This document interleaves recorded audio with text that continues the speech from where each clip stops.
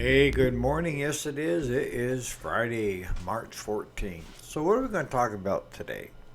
Well, I thought what would be a good topic is taking pride in what you do and doing the best by your customer.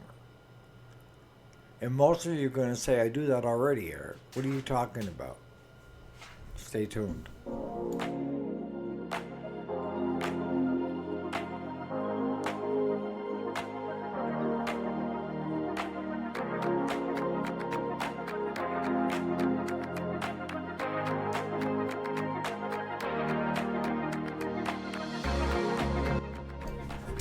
Alrighty, welcome back. My name is Eric, if you didn't already know it. And yes, this is the weekday, Monday through Friday. Today is Friday, the end of the work week for many of you. Some of you get paid.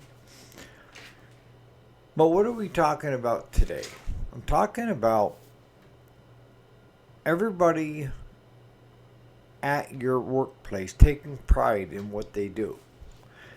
And it could be anything from the business owner to if you have somebody that is an office manager in customer service to the mechanics, anybody that's part of your group, even if it's just you taking pride in what you do. And where am I going with this? I'm going with most of the customers that we deal with are worried as hell that they're going to be taken advantage of. And I'm talking customers that have never dealt with this before. But that's their biggest fear, is that you're not going to be looking out after them. Where do they get this from? It's because if you listen to them, they will tell you the horror stories of other shops that they feel raked them over the coals. And the other shop may not have raked them over the coal. It's just how it was explained to them. Most often, it wasn't explained to them. They were just presented with a bill and expected to pay, and no questions, no answers. And when you have no questions and no answers, good chances are you just lost that customer as a return customer. If there's another shop in the area, good chances are they're going to go to them the next time they need something done. Now, I've seen where a number of shops where they would have mechanics that instead of learning how to diagnose something, they just started swapping parts out. And the attitude was, well, it's not my checkbook. But in my shop, it is my checkbook. We're not replacing a perfectly good coil if there's nothing wrong with it. Well, it's not getting any fire. Well, why is it not getting any fire? You don't just replace the coil and then say, well, it must be something else. There's a lot of things that you can do when it comes to diagnosing let's take a riding lawnmower, a twin cylinder, Briggs. And you're not getting fire to the coil. You've checked compression hopefully first, right? And now you're on to fire. You're not getting fire to either coil, and it's got you stumped. So what's the last thing you should be doing? Is going in and grabbing two coils off the shelf that are brand new, writing it down on the sheet that you're putting two brand new coils on it, and then come to find out you still had the same problem. You can't take them coils back off and put them back in the box and put them back on the shelf. Or worse yet, tell me that's the issue, have me order in two coils and have it not fix it. Because there's a lot of things that you could do to check to make sure that it was the coils. I'm just using the coils as one example.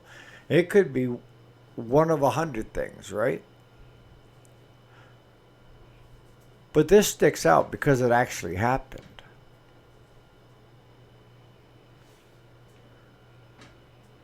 Is that when we didn't have fire to the coils, good chances are it was something electrical that wasn't feeding properly to those coils. And you could do a number of things. The gap on the coil to the flywheel. But the first thing that I do, if I don't have any fire to those coils, is take the shroud off. And you have to get to the coils anyways, right? But there's a ground wire on each one of those coils. And most of you know this.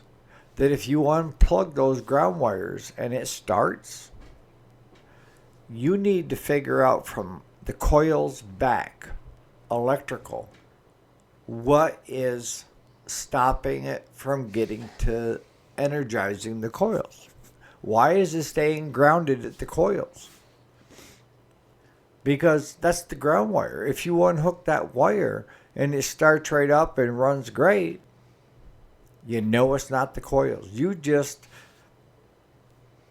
took the coils off the shelf just by unplugging 2 wires, even before you even loosen a coil. Unplug the wires. Turn it over. It fires up. But again, most of you know that. And then you start looking for, is it safety switches? Is it a bad key switch? But you got to kind of work your way back through the system, right?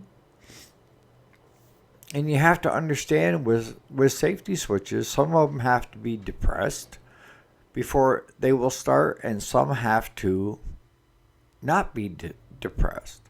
So you can't go around and push in every safety switch you can find on the unit to see if it'll work.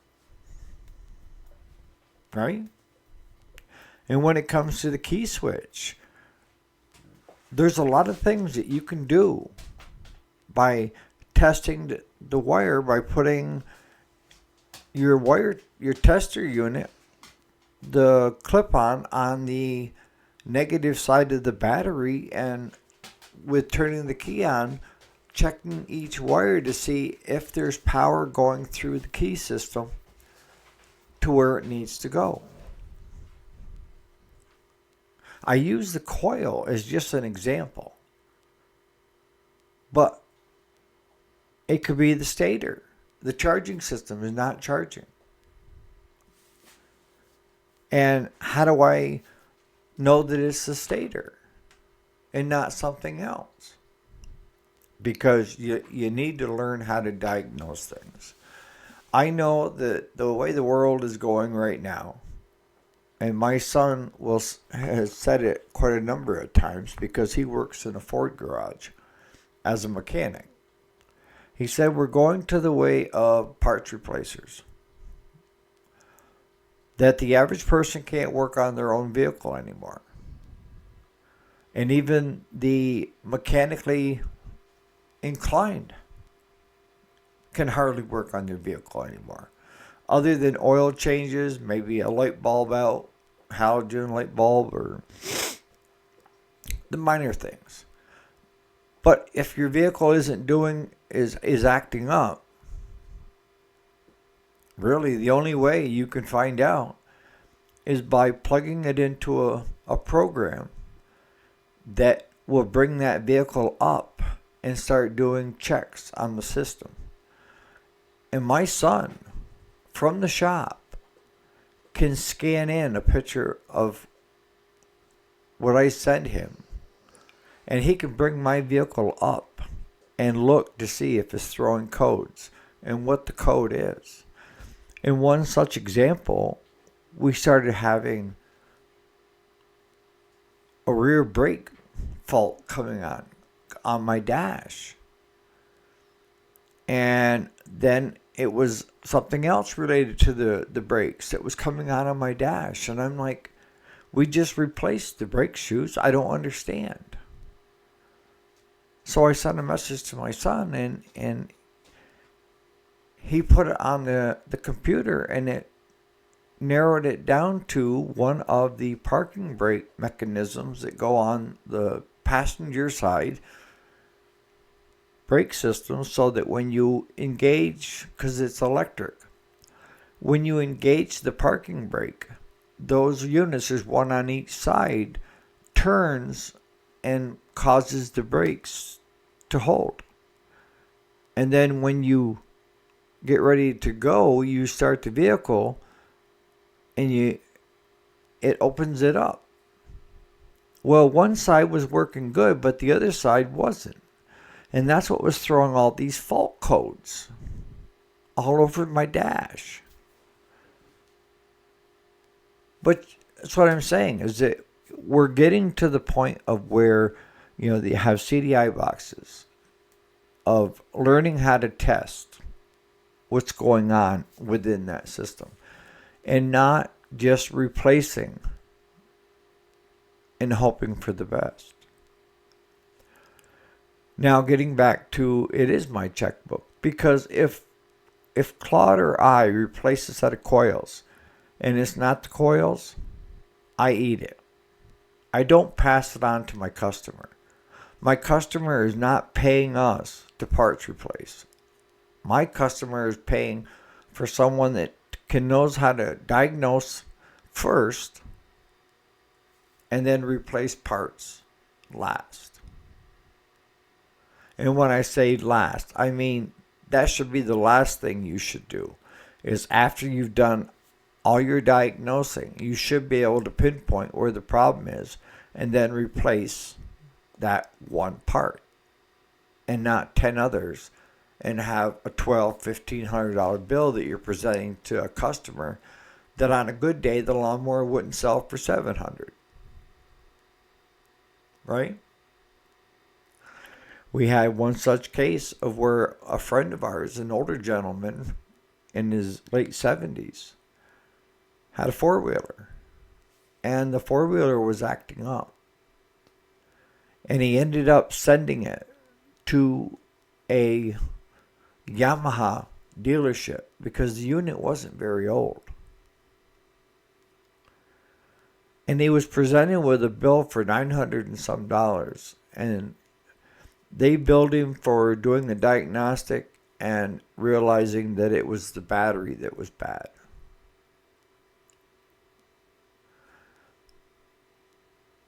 But he had already put a brand new battery in it, and it didn't solve the problem. The problem is that it wasn't charging back, and it would drain the battery. And it ended up being a faulty stator. Once we replaced the stator in the pickup, solved all his problem. And the cost, our bill, was $200 and some dollars.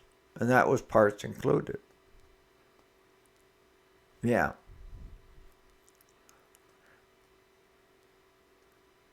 You have to take pride. And your name is going on that. Whether you're the mechanic, it doesn't take long to get news around town that at this shop, the mechanic is worthless. And that's how you will be deemed if you are parts replacing versus doing diagnostic. And I know that even you, Amos, I know Jason will attest, that comes in time. That comes in learning things of where to check, how to check. And there's enough YouTube videos now out there of guys that are doing a great job at diagnosing stuff and trying to teach others.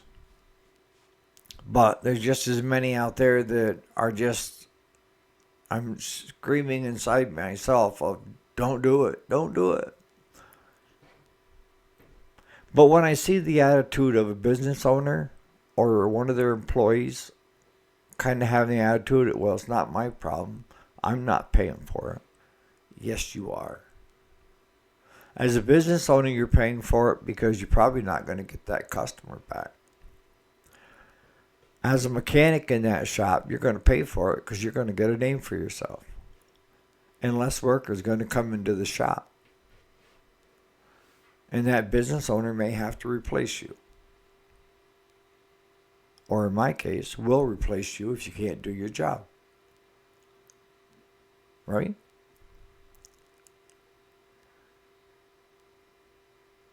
It may take a little extra time where you're going to be billing labor, maybe an hour worth of labor to spend the time to do the correct checks. But still, that hour's labor is cheaper than the time you spent replacing parts and still coming to the same result of not finding it, or all of a sudden it goes to working, and be honest with you, you probably don't even know what caused it to work, but you don't care because now it's working, and you ship it out only to find out that it comes back with the same problem, and it ended up being a wire scrubbing on the frame, which we've seen before on machines that were a year old, of where the vibration wore through the outer plastic sheath and allowed it to come in contact with the frame and grounded itself out, causing everything to shut down.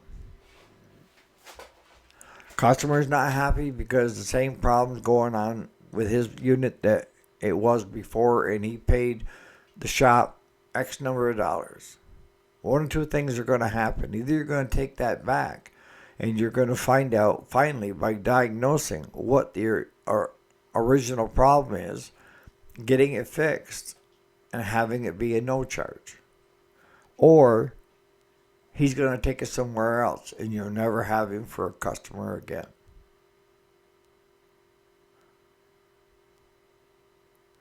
What I find is people don't mind paying for what they get. But if you give them a stupid bill because you've gone overboard on just replacing parts until something finally worked, it's not going to fly.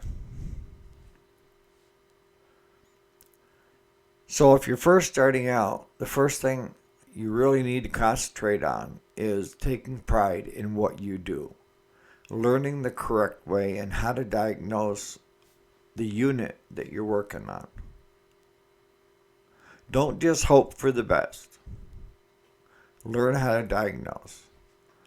So I'm going to start wrapping this up. But I think you're going to find, if you ask any good mechanic, what is their drive? It's because they want to be as good as they can be. They take pride in their work. They have their name on that machine when it goes out that door of finding the problem, fixing the problem, and having the customer happy. See, one of the things that I do when we have a new customer, even my old customers already know this, is that I will not put a dime more into your machine than I would my own.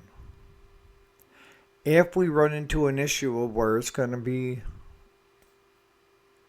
a little costly on the repairs, you will get a call long before we get to that point. And you will have the end decision making to do. I will give you my thoughts on it. But in the end, my customer is the one that either says yay or nay. And usually by the time I call my customer, I have more than one option available.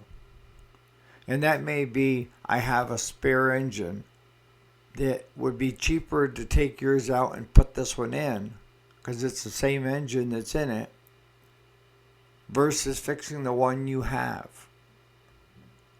But again, it's up to my customer on what they want to do. I will not put one part more into that unit that comes in than what it needs. We are not parts replacers. Not yet anyways, with the small engines. So on that note, just give that some thought. And you guys have a great Friday and a great weekend. And I'm sure I'll be putting out something over the weekend. But if not till Monday, have a great weekend.